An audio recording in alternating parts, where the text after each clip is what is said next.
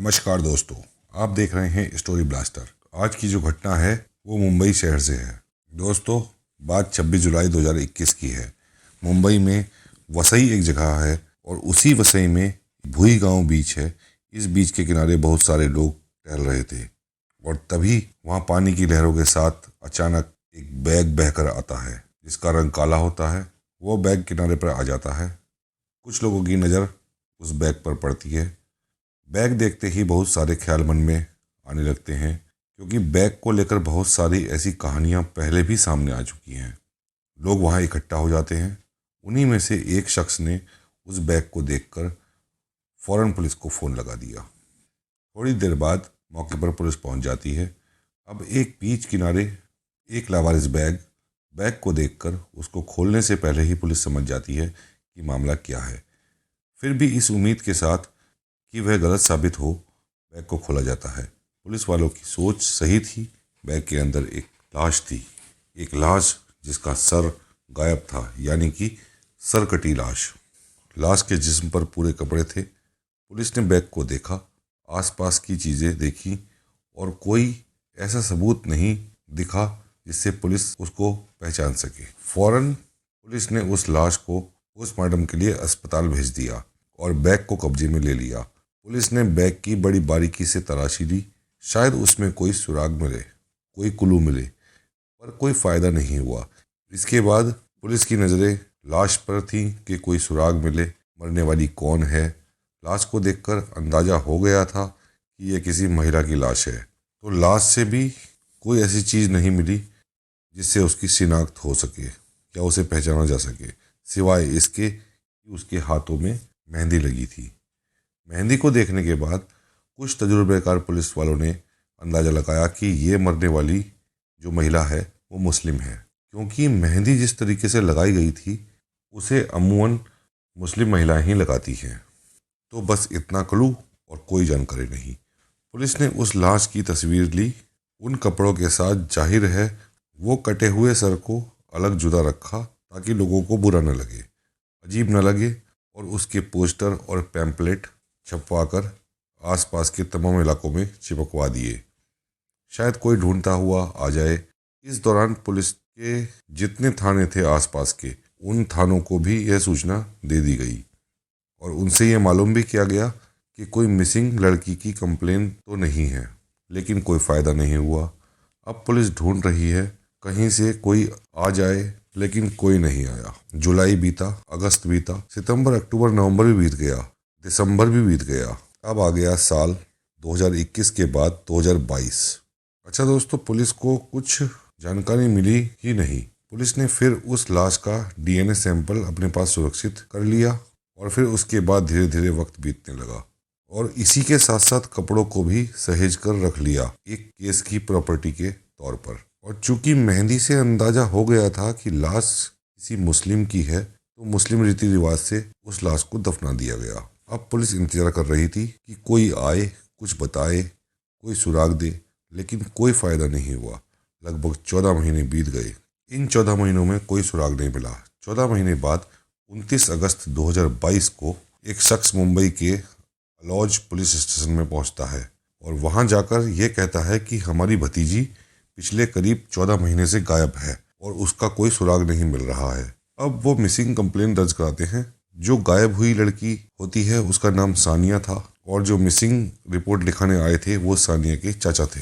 वो शख्स कर्नाटक के बेलगाम के रहने वाले थे। पुलिस ने पूछा कि करीब साल भर से भी ऊपर हो गया, आपकी भतीजी गायब है, साल भर बाद आप खबर लेने आ रहे हैं, तो इतने दिन आप क्या कर रहे थे? तो उन्होंने बताया कि सानिया यतीम थी, उसके माँ बाप नहीं थे। उन्हीं चाचा ने उसको पाल पोस कर बड़ा किया और ठीक ठाक परिवार से थे, फाइनेंशियली मजबूत भी थे। फिर 2017 में उसकी शादी उन्होंने मुंबई के एक लड़के से कर दी जो उस वक्त सऊदी अरब में जॉब करता था। उसका नाम आसिफ था। आसिफ के साथ शादी हो गई, दोनों खुशहाल ज़िंदगी गुजार रहे थे। फिर 2019 में आसिफ और सानिया को एक बेटी हुई और इसके बाद पूरा परिवार खुश था। जो बेटी हुई उसका नाम अमायरा रखा। फिर उन्होंने कहा अक्सर कभी कभी बात हो जाया करती थी सानिया से, लेकिन 2021 में शुरुआत में करीब जनवरी में बात हुई थी। उसके बाद 6-7 महीने तक बात नहीं हुई। फिर उन्हें याद आया कि बकरा ईद है, इस मौके पर बात करें। भी उसने फ़ोन नहीं उठाया, फ़ोन स्विच ऑफ था। आसिफ फ़ोन पर बात नहीं करता था। तो पुलिस ने कहा कि ठीक है, उसने कंप्लेन लिख ली है। अब कंप्लेन लिखने के बाद पुलिस ने पूछा कि ससुराल वालों का पता क्या है। तो उन्होंने कहा कि वह वहीं नाला सोपारा में ये लोग रहते हैं। उसने कहा आपको पता चला होगा, वहाँ पर मिली कि नहीं मिली। तो चाचा ने एक अजीब कहानी सुनाई। उन्होंने कहा कि हम उसको ढूंढते ढूंढते यहाँ आए, क्योंकि उसका अपना भरा पूरा ससुराल है, सास है, ससुर हैं, देवर है, और ये लोग नाला सुपारा में रहते हैं।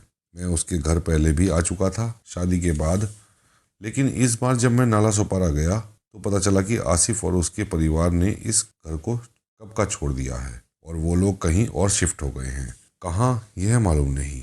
बड़ी कोशिश के बाद उन्होंने कहा आसिफ की अम्मी का नंबर मिला। आसिफ की अम्मी को फ़ोन किया और जब उनसे फ़ोन पे बात हुई तब उन्होंने बता दिया कि अब वह मुमरा शिफ्ट हो गए हैं, और इत्तेफाक से उन्होंने मुमरा का पता भी दे दिया। तो चाचा ने बताया मैं मुमरा गया, वहाँ आसिफ था, उसकी बेटी थी, लेकिन सानिया कहीं नहीं दिखी। हमने पूछा तो आसिफ ने कहा कि सानिया तो साल भर पहले ही उसका किसी और से अफेयर था और वो घर छोड़कर चली गई है। जाते जाते वो एक लेटर दे गई। उसने हमें वो लेटर भी पढ़ाया कि मैं तुम्हारे साथ नहीं रहना चाहती हूँ, मुझे किसी और से मोहब्बत हो गई है और मैं जा रही हूँ। उन्होंने जब कहा तो चाचा को पहले लगा कि क्या पता ऐसा हो सकता है, तो वहाँ से वो लौट आए। और यह बात है करीब 27-28 अगस्त 2022 की। लेकिन फिर अगले 1-2 दिन तक उन्होंने बड़ी तसल्ली से सोचा। उन्होंने सोचा कि बचपन से उन्होंने उसे पाला पोसा है, सानिया इस तरह की लड़की तो नहीं थी, शादी से भी बड़ा खुश थी वो, अचानक उसका यूं जाना। और दूसरा, अगर जाना भी था उसको किसी और के साथ ज़िंदगी बितानी थी तो कम से कम उनको इन्फॉर्म तो कर देती, चाचा को और चाची को। दूसरा, अगर वो भाग कर गई है तो साल भर पहले आसिफ और उसके परिवार को हम लोगों को इन्फॉर्म करना चाहिए था कि आपकी बेटी ऐसे चली गई है, लेकिन ऐसा कुछ भी नहीं हुआ। अब उन्हें डाउट होना शुरू हुआ, तभी उन्होंने अपने कुछ रिश्तेदारों से मशवरा किया। उन्होंने कहा कि मामला थोड़ा सस्पिशियस है, आप पुलिस में जाकर कंप्लेन करो। उसके बाद पुलिस की टीम कंप्लेन तो ले लेती है। इसके बाद अब उस डेट में कि कब गायब हुई, एग्जैक्ट डेट पता नहीं। फिर भी पुलिस ने कहा कि वो सारे जो पुराने अनसॉल्व केसेस हैं, जो डेड बॉडी मिली हैं, लावारिस हैं, जरा उनकी रिपोर्ट निकालो। जब रिपोर्ट निकाली गई तो उनमें से एक थाने से एक सिर कटी लाश, जो एक सूटकेस 26 जुलाई 2021 को मिला था, वो भी डिटेल पुलिस वालों के सामने आई। अब उसमें वो कपड़े भी थे जो लाश ने पहन रखे थे। तो सबसे पहले इस मिसिंग कंप्लेन को लिखने के बाद पुलिस ने नेक्स्ट डे सानिया के चाचा को बुलाया और पूछा कि एक लाश आपको दिखाना है, आइडेंटिफाई कर लीजिए। हालांकि चेहरा नहीं है, अब मालूम नहीं कि आप कैसे पहचानोगे। खैर, उनको लाश दिखाई गई। पड़ोसी चाचा ने उस लाश को पहचान लिया और उसकी वजह यह थी कि कई बार इन लोगों की जब बात होती थी तो वीडियो कॉल पर होती थी। उन्होंने कहा कि यह कपड़े और इसी तरह के कपड़े सानिया पहना करती थी। जो मेहंदी देखी, उन्होंने कहा कि वो मेहंदी भी इस तरीके से लगाया करती थी। चेहरा नहीं था, लेकिन उन्होंने कद काठी और कपड़ों से, मेहंदी के डिज़ाइन से चाचा ने यह कह दिया कि सानिया की ही लाश है ये। अब पुलिस ने कहा ठीक है। इसके बाद अब पुलिस ने आसिफ और उसके घर वालों को बुलाया। बुलाने के बाद ये तस्वीर दिखाई गई, आप इस तस्वीर को पहचानिए, क्या आप जानते हैं? उन लोगों ने तस्वीर देखी और कहा नहीं, हम नहीं पहचानते। उन्होंने कहा कि ये सानिया की लाश की तस्वीर है। घर वाले साफ मुकर गए। उन्होंने कहा नहीं, हमें पता नहीं है, यह सानिया की लाश हो नहीं सकती है, क्योंकि वो तो अपने आशिक के साथ भाग गई है। अब उनकी जो बातें थीं वो पुलिस को शक पैदा कर रही थी, क्योंकि वे थोड़े से नर्वस थे और घबराए हुए भी थे। ऐसा लग रहा था कि उनके मन में कुछ चोर है। लेकिन सिर्फ तस्वीर देखकर ना पहचानने से किसी को कातिल नहीं ठहराया जा सकता। पुलिस उसे पकड़ भी नहीं सकती। पुलिस ने कहा कि ठीक है, कोई बात नहीं, आप जाइए। अब वो जब चले गए तो पुलिस ने कहा कि अपनी तरफ से तफ्तीश करो। थोड़ा सा डाउट है, क्योंकि 14 महीने से गायब है सानिया। ससुराल वालों ने भी कुछ नहीं कहा और इन लोगों ने लाश की फोटो देखने के बाद भी पहचानने से मना कर दिया। पुलिस ने तफ्तीश की। उन्होंने चोरी छुपे ये कहा कि चलो कुछ काम करते हैं। ऑलरेडी डीएनए के सैंपल रखे हुए थे उस लावारिस लाश के जो 26 जुलाई 2021 को मिली थी। अब पुलिस ने आसिफ और उसकी बेटी इन दोनों के डीएनए सैंपल को लावारिस लाश के सैंपल से मैच कराया। इत्तेफाक की बात यह है तीनों के सैंपल मैच कर गए। अब यह तो क्लियर हो गया था कि आसिफ की बेटी है अमायरा, ये उसकी माँ की लाश है क्योंकि अमायरा इन दोनों की बेटी है, इसीलिए डीएनए सैंपल मैच करेगा। तो पुलिस के सामने कोई और डाउट नहीं था कि लाश किसी और की है। डीएनए सैंपल ने यह बात बता दिया कि यह लाश सानिया की ही है। लेकिन अब सानिया का कत्ल कैसे हुआ और क्यों हुआ? डीएनए सैंपल के आधार पर आसिफ को अरेस्ट नहीं किया जा सकता, इसके लिए कुछ सबूत चाहिए। अब पुलिस के पास एक सवाल था कि सबूत कैसे हासिल किया जाए। सानिया के कत्ल का मकसद क्या था और इसका मोटिव क्या था? क्योंकि जब तक मोटिव का पता नहीं चलेगा तब तक इन्वेस्टिगेशन की लाइन सही दिशा में नहीं जाएगी। इस काम में पुलिस ने सानिया के चाचा की मदद ली। उन्होंने कहा कि अब आप पूरी बात बताइए। 2017 में शादी हुई, फिर एक बेटी हुई और उसके बाद जो अचानक गायब हो गई वह क्या था? क्या वो दहेज था या कोई और वजह थी? आसिफ का अफेयर था? उन्होंने पूरी कहानी बताई। उन्होंने कहा कि आसिफ दुबई में नहीं बल्कि सऊदी अरब में काम करता था। उसके बाद ये जब शुरुआती कोरोना का दौर आया तो वह इंडिया वापस आ गया और तब से यहीं रह रहा है। शुरुआत में कुछ पैसे वैसे दहेज की बात थी लेकिन इतना बड़ा इशू नहीं था। तो बाकी मुझे कुछ जानकारी है भी नहीं। अब पुलिस को उधर से भी कोई जानकारी नहीं मिली क्योंकि चाचा कर्नाटक में रहते थे। अब एक लेटर जो चाचा को दिखाया था, पुलिस ने कहा भाई वो लेटर दिखाओ जो अपने बॉयफ्रेंड के साथ भागी है। पुलिस के पास आसिफ ने वो लेटर दे दिया। लेटर में लिखा था कि मुझे किसी और से प्यार है, इश्क है, मैं जा रही हूँ। पुलिस ने उस लेटर को भेज दिया फॉरेंसिक जांच के लिए हैंडराइटिंग एक्सपर्ट के पास। जब रिपोर्ट आई तो पता चला कि सानिया की हैंडराइटिंग नहीं है बल्कि आसिफ की हैंडराइटिंग है। जब पुलिस को क्लियर हो गया, पुलिस ने कहा बहुत हो गई प्यार मोहब्बत की बातचीत, जरा अपना स्टाइल अपनाते हैं। अब इसके बाद पुलिस ने अपना स्टाइल अपनाया और उसके फौरन बाद आसिफ तोते की तरह बोलने लगा। फिर उसने जो कहानी सुनाई उसे सुनकर आपकी रूह कांप जाएगी दोस्तों। 21 जुलाई 2021 की बात है। उस दिन बकरी ईद थी। मुस्लिम कम्युनिटी है उसमें कुर्बानी का दिन माना जाता है। 21 जुलाई का दिन था। उसी बकरी ईद के दिन आसिफ और उसके घर वालों में एक ऐसी साजिश रची जिसको सुनकर आपकी रूह कांप जाएगी। सबसे पहले आसिफ ने अपनी 2 साल की बेटी को अपनी बहन के घर भेज दिया जो मुमरा में रहती थी और तब आसिफ लोग नाला सुपारा में रहते थे। आसिफ ने अपनी बहन यानी कि अपनी बेटी को उसके बुआ के पास भेज दिया। बकरी ईद का दिन था। इसके बाद बकरी ईद के दिन ये लोग नमाज पढ़कर आते हैं और फिर आसिफ और आसिफ का भाई और आसिफ के फादर ये तीनों घर में और कोई नहीं था। सानिया को सबसे पहले पकड़ते हैं, उसके हाथ पैर बांधते हैं और एक टब में उसे डाल देते हैं। टब के अंदर तब तक उसका मुंह डाले रहते हैं जब तक कि वो दम नहीं तोड़ देती। टब के बाहर निकलते हैं तब भी उन्हें लगता है कि शायद ये जिंदा हो। इसके बाद उसका गला घोटा जाता है। गला घोटने के बाद अब जब उन्हें यकीन हो गया कि वह मर गई, फिर आसिफ एक चाकू लेता है और सानिया का गला काटने की कोशिश करता है ताकि सर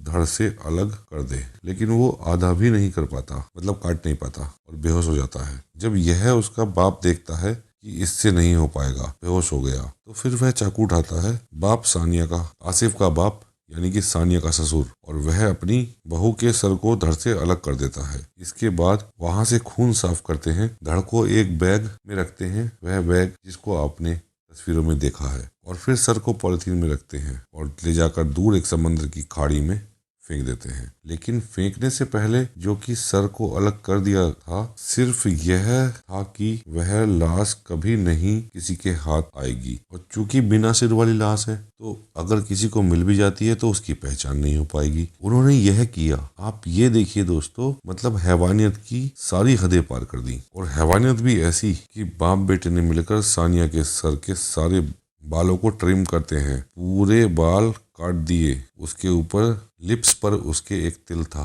तो इस तिल से भी शिनाख्त हो सकती थी। उस तिल को भी चाकू से काट दिया जाता है। जब सारी निशानियां मिटा दी जाती हैं, फिर उस सर को एक पॉलिथीन में पैक किया जाता है। उसके बाद एक बैग में रखा जाता है और बैग में रखने के बाद ये दूर ले जाकर उसे समुद्र की खाड़ी में उसके सर को फेंक देते हैं। फेंकने के बाद वापस आ जाते हैं और वापस आने के बाद जब आसिफ अपने जीजा को फ़ोन करता है कि उसकी इकलौती बहन उसके पति को, और उसका पति जो एक कैब ड्राइवर होता है, वो कहता है तुम अपनी गाड़ी लेकर आ जाओ, मुझे तुम्हारी मदद की ज़रूरत है। वो गाड़ी लेकर आ जाता है। ये अभी दोपहर है, यही बातें हो रही हैं दोस्तों। अब वो गाड़ी लेकर आता है तो फिर वह अपने जीजा को सारी बात बताता है। फिर कहता है कि वह बिना सर के लाश को ठिकाने लगाने चलना है। उस धड़ समेत लाश को एक बैग में रखते हैं, बैग को गाड़ी में रखते हैं। उसके बाद जीजा साले दोनों में निकल जाते हैं और जाने के बाद फिर यह वैसे ही करते हैं, वही जो वसई में एक बीच के किनारे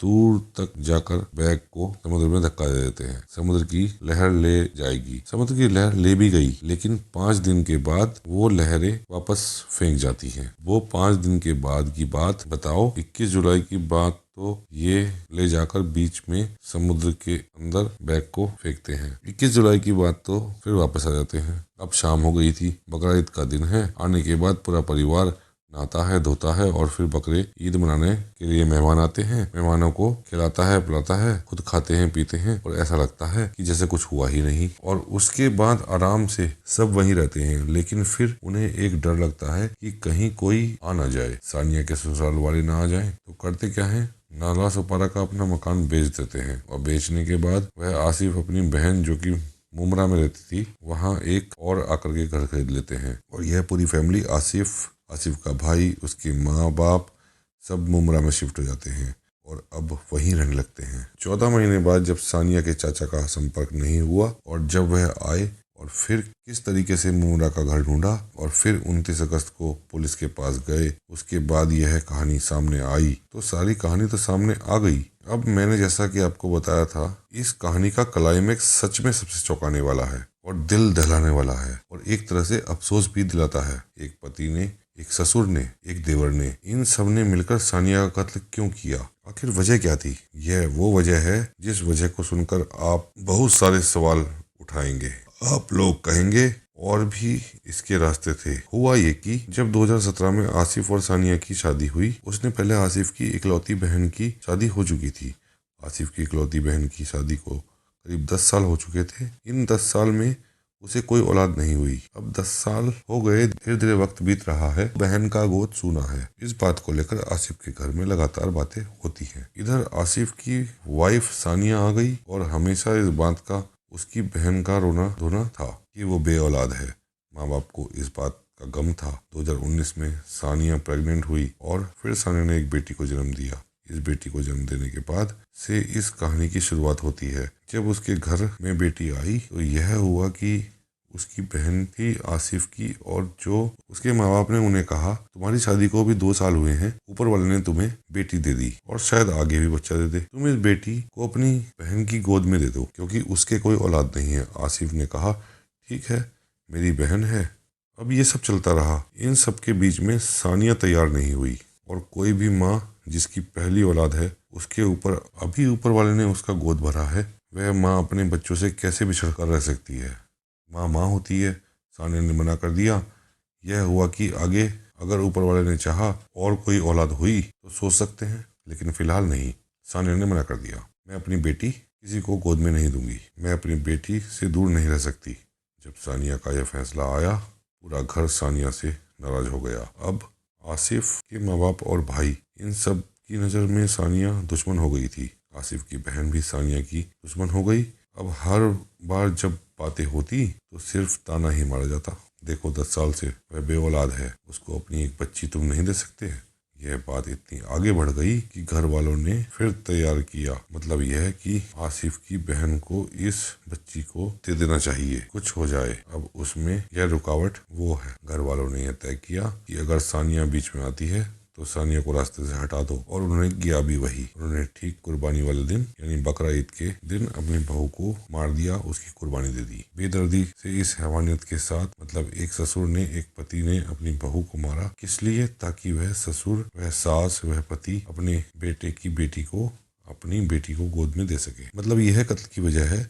बहुत सारे इसके रास्ते हो सकते थे, लेकिन क्या करें। और इससे अजीब बात यह है कि कत्ल तो हो गया, और उसके बाद शाम को जब मैंने आपको बताया कि उसने अपने जीजा को बोला गाड़ी लेकर आओ, ये वही जीजा था जिसे आसिफ अपनी बेटी को सौंपने जा रहा था। वही जीजा जिस बेटी का बाप बनने की कोशिश कर रहा था, जिसको उसका बाप बनना था, वो उसकी असली माँ की लाश को कहीं ठिकाने लगाने जा रहा था। इस कत्ल के बाद 14 महीने तक जिस दिन यह कत्ल हुआ, उसी दिन आसिफ ने अपनी बेटी को अपनी बहन के पास भेज दिया, और उसके बाद से लेकर जब तक ये लोग गिरफ्तार नहीं हुए, आसिफ की बेटी उसकी बहन के पास थी, और वह बहन जो है अब सानिया की बेटी की मां बनकर उसे पाल रही थी। जब इस बात का खुलासा हुआ, पुलिस ने न सिर्फ आसिफ के भाई, उसके ससुर, उसके जीजा, इन सबको अरेस्ट किया। तो यह था कहानी का क्लाइमैक्स दोस्तों। इसके क्लाइमैक्स ने आपके दिल को भी झकझोर दिया होगा। क्या दोस्तों कत्ल की ऐसी वजह भी देखी है? कमेंट करके बताएं। लेकिन जितना क्राइम के बारे में सोचा वो भी कम लगता है। कई बार खुद गलत साबित हो जाते हैं, ऐसा हो सकता है, ऐसा नहीं हो सकता, लेकिन अफसोस हमेशा ऐसा हो ही जाता है। तो दोस्तों मिलते हैं जल्द ही अगली कहानी में। जय हिंद, जय भारत।